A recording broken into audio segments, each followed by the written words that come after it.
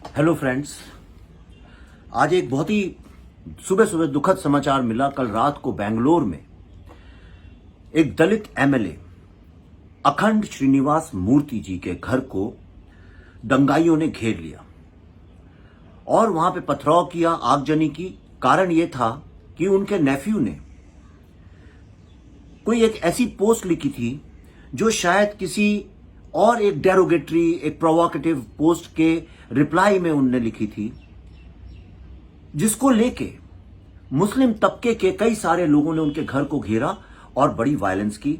इसके बाद ये लोग डीजे हल्ली पुलिस स्टेशन पे गए और वहां पुलिस स्टेशन को घेर के वहां पुलिस की जीपें, बसेस, प्रॉपर्टी, पुलिस स्टेशन, उसमें आग लगाई, उसको डिस्ट्रॉय किया। 50 से भी ज्यादा पुलिस कर्मियों को चोट पहुंची है, आहत पहुंची है और कई लोग क्रिटिकल कंडीशन में हैं। सुनने में आता है कुछ लोगों की जानें भी गई हैं। वो कौन लोग हैं ये अभी तक मुझे पता नहीं है, लेकिन एक तरह से एक एनार्की क्रिएट की गई है और इसको एक बहाना दिया गया है कि जो पोस्ट थी वो शायद प्रॉफेट मोहम्मद साहब के अगेंस्ट कुछ कहती थी। दोस्तों, हालांकि मैं freedom of expression, absolute freedom of expression पे बिलीव करता हूं, पर फिर भी मेरा यह मानना है कि फ्रीडम का मतलब यह नहीं है कि आप किसी को आहत पहुंचाएं। ना तो आप किसी कम्युनिटी के गॉड्स को, ना बड़े बूढ़ों को, किसी को। तो आपको ये बड़ी कॉमन सेंस की बात है, अगर किसी को किसी चीज से बुरा लगता है वो नहीं करना चाहिए। लेकिन आप देखिए एक बात, लगातार नॉन स्टॉप इंडिया में एक पर्टिकुलर कम्युनिटी के लोग और उनके साथ मिले हुए कांग्रेस पार्टी के लोग, मीडिया के लोग, इंटेलेक्चुअल्स और ये पूरा अर्बन नक्सल समुदाय जो है लगातार हिंदुओं के अगेंस्ट, उनके गॉड्स के अगेंस्ट कोई ना कोई प्रोवोकेटिव बात करते रहते हैं। चाहे वो उनकी गॉडेसेस की पेंटिंग बनाना हो, चाहे फिल्मों के टाइटल में सेक्सी दुर्गा लिखना हो, चाहे जेएनयू और जादवपुर जैसी, मैंने अपनी आंखों से देखा है, वहां पे दुर्गा को प्रोस्टिट्यूट बताना हो, या हिंदू गॉड्स को जलाना हो, या गणेश की मूर्ति या किसी के ऊपर चप्पल रखना हो, या उसके ऊपर सम इंटेलेक्चुअल्स हैव इवन पीड ऑन इंडियन गॉड्स। उसके बावजूद ये सोसाइटी हमेशा टॉलरेट करती आई है। किसी ने जाके पुलिस स्टेशन पे आग नहीं लगाई है, लोगों को काटा और मारा नहीं है। ये सब क्या हो रहा है? और ये अगर आपको ये लगता है कि ये एक लोग प्रवोक हो गए तो आप बहुत बड़ी गलतफहमी में हैं। मैं आज एक खास तौर पे आपसे बात ये करना चाहता हूं कि ये एक बहुत ही सोची समझी स्ट्रेटजी है। ये एक ग्लोबल कॉन्स्पिरेसी है हिंदू सिविलाइजेशन के अगेंस्ट। यहां पे अपने नैरेटिव का वर्चस्व बनाना, अपना डोमिनेशन करना, ये स्ट्रेटजी है। प्रॉब्लम ये है कि भारत के पार्टीशन के बाद बहुत सारे ऐसे इश्यूज थे जो सॉर्ट आउट नहीं हुए थे। हालांकि पार्टीशन जो है कम्युनल लाइन पे हुआ था कि मुस्लिम्स के लिए एक देश बना दिया जाए ताकि यहां पे वो उनका कोई प्रॉब्लम ना हो। लेकिन जो लोग यहां रह गए थे वो लोग अपनी स्वेच्छा से ये मान के रहे थे कि जो इंडिया का जो कल्चर है, जो प्राइमरीली हिंदू कल्चर है, उसी में समावेश करके हम लोग, जिसको ये लोग गंगा जमुना तहजीब बोलते हैं, उसके हिसाब से रहेंगे। लेकिन धीरे धीरे कांग्रेस की अपीजमेंट पॉलिसी के कारण और एक ग्लोबल इस्लामिक टेरर डोमिनेशन के कारण इन लोगों का मुंह खुलने लगा, इनको ताकत मिलने लगी। क्योंकि जब भी कोई हिंदू कम्युनिटी के लोग बोलते थे कि ऐसा नहीं बोलिए, तो लोग कहते थे अरे हिंदू तो लिबरल और सेकुलर ही होते हैं, आपको क्या प्रॉब्लम होना चाहिए? किसी के कहने से क्या हिंदू धर्म खत्म हो जाएगा? क्या इतना कमजोर है हमारा धर्म खत्म हो जाएगा? आप जब भी देखिए, मैं खुद सीबीएफसी के बोर्ड में था जिसमें सेक्सी दुर्गा को लेके बहुत बड़ा डिस्कशन हुआ था और आखिर में पता चला कि वो बहुत चोरी मक्कारी से वो टाइटल रखा गया था, जबकि उसको परमिशन नहीं मिली थी और वो बंदे को जेल गई। तब भी मैंने यही बात करी थी, मुझसे यही बोला गया था।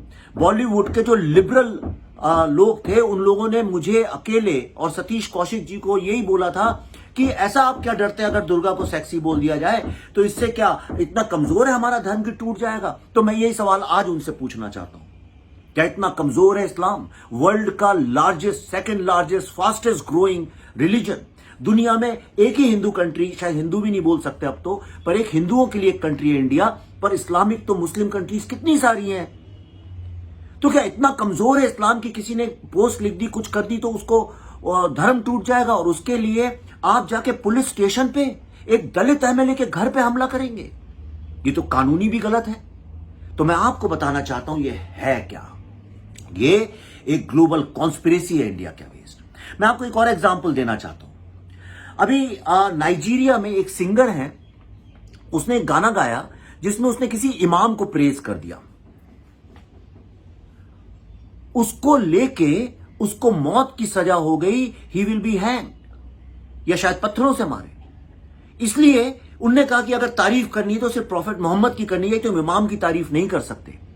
एक सिंगर को, ये पूरे विश्व में एक डोमिनेट करने का, बाकी सिविलाइजेशंस को खत्म करने की लड़ाई है। अब इंडिया में क्या हुआ 2014 के बाद ये चीजें क्यों बढ़ी? नंबर 1, कश्मीर का उलझा हुआ मसला था, उसको नई गवर्नमेंट ने सॉर्ट आउट कर दिया। ट्रिपल तलाक का उलझा हुआ मसला था, उसको सॉर्ट आउट कर दिया। नई गवर्नमेंट ने जो मुस्लिम बच्चे जो मदरसों में पढ़ा करते थे और जिनके दिमागों को ब्रेन वॉश और पॉइजन किया जाता था, उनको कहा तुम कंप्यूटर पढ़ो, मैथ्स पढ़ो, साइंस पढ़ो, रैशनल बनो, लॉजिक बनो और मेन स्ट्रीम में आके लिबरल बनो। ये इन लोगों को बिल्कुल पचा नहीं। उसके बाद राम जन्मभूमि का मामला जो था वो सॉर्ट आउट सुप्रीम कोर्ट ने कर दिया, उसमें कुछ बोल नहीं पाए। अब एक यूसीसी की भी बात चल रही है, उसको लेकर ये लोग परेशान हैं। दूसरा ऊपर से सीएए, ये सब उलझे मामले थे, इनको सॉल्व करना ही तो एक गवर्नमेंट का पर्पस होता है। सोसाइटी 70 साल में अगर डेमोक्रेसी में सॉर्ट आउट नहीं कर सकते तो लानत है उसके ऊपर। तो ये तो एक अच्छी बात है, इससे सबको खुश होना चाहिए था। लेकिन इसके लिए इनने एक स्ट्रेटेजी बनाई जो कि एक ग्लोबल इस्लामिक टेररिज्म और चाइना की रेड टेररिज्म से मिली हुई है। वो ये कि भारत में 50-60 मिनी कश्मीर खड़े कर दो और सब जगह पे अनार्की क्रिएट कर दो। उससे होगा क्या, एक सिविल वॉर जैसी सिचुएशन क्रिएट हो जाएगी and it will be very easy then to take over this country. और ये कैसे करो? Against the state. आप देखिए जहां जहां पे भी ये लोगों के दंगे होते हैं, सब जगह पुलिस की गाड़ियां जलाते हैं, पुलिस पे पत्थर मारते हैं, पुलिस स्टेशनों पे करते हैं। और यही कल बेंगलोर में हुआ। ये अगर सिर्फ एमएलए साहब के घर तक सीमित होता तो एक बार को समझा जा सकता था, लेकिन 50 से ज्यादा पुलिस वाले, पुलिस की बसें, जीप, सबको उन्होंने जला दिया। कहां से लाए इतना सारा पेट्रोल, पत्थर, आगजनी, उसके लिए सामान, रॉड्स, नाइफ्स। और ऊपर से कांग्रेस के लोग जो हैं और ये जो लिबरल लेफ्ट तबके के जो लोग हैं, ये जमात के लोग कल से ये प्रोपेगेंडा कर रहे हैं कि कुछ मुस्लिम लड़कों ने जाके एक टेंपल को बचाया। तो मेरा सवाल ये है कि उस टेंपल को अटैक कौन कर रहा था? कौन कर रहा था अटैक? आप खुद ही अटैक करते हैं, उसके बाद कुछ लोगों को खड़ा कर लेते हैं। मुझे नहीं पता ये ड्रामा था या सत्य था या क्या था, मैं ये नहीं कह रहा हूं हर आदमी इस दुनिया में खराब है, लेकिन ये भी तो सवाल उठना चाहिए कि अटैक करने वाले लोग कौन थे। और ये क्या लिबरल और कांग्रेसी लोग इसका झूठ मूठ का प्रोपेगेंडा करने में लगे हुए हैं। इन्हीं लोगों के कारण शह दे दे के आज भारत की यह स्थिति हो गई है कि आप हिंदू परिवार, Hindu customs, festivals, gods, goddesses, जो बोलना है बोलो। आप वेदों को गाली दे दो, सनातन को गाली दे दो, जो बोलना है बोल दो, लेकिन इनके खिलाफ कुछ नहीं, क्योंकि यहां सेक्युलरिज्म चल रहा है।